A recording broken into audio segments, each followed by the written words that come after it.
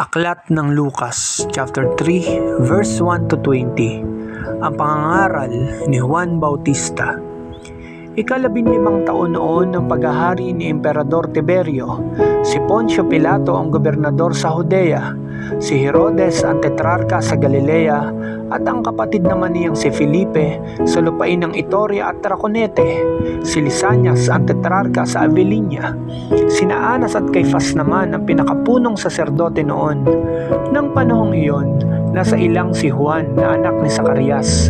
Dumating sa kanya ang salita ng Diyos, kaya't nilibot niya ang mga lupain sa magkabilang panig ng Jordan at nangaral, "Pagsisihan ninyo at tanikdan ang inyong mga kasalanan at pabautismo kayo upang kayo'y patawarin ng Diyos," wika niya.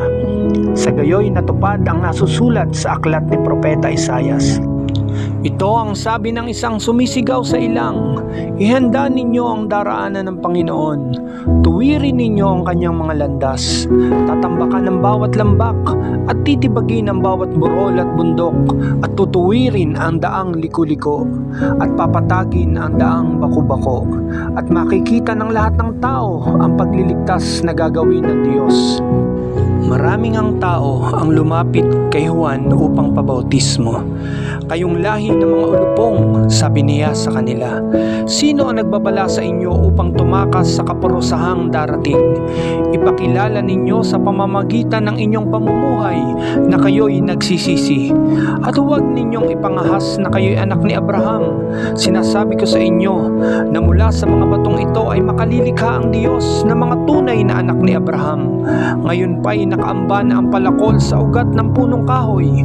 Bawat punong kahoy na hindi nagkakaroon ng mabuting bunga ay pinuputol at inihahagis sa apoy." At tinanong siya ng mga tao, "Kung gayon, ano po ang dapat naming gawin? Kung mayroon kang 2 baro, bigyan mo ng isa ang wala. Ganyan din ang gawin ng mga may pagkain," tugon niya.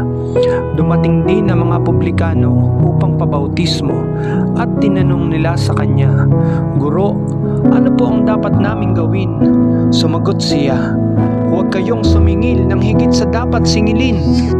Tinanong din siya ng mga kawal, "At kami, ano naman ang gagawin namin?" "Huwag kayong manghihingi kanino man sa pamamagitan ng pamimilit o ng pagpaparatang ng di totoo. Masiyahan kayo sa inyong sahod," sagot niya.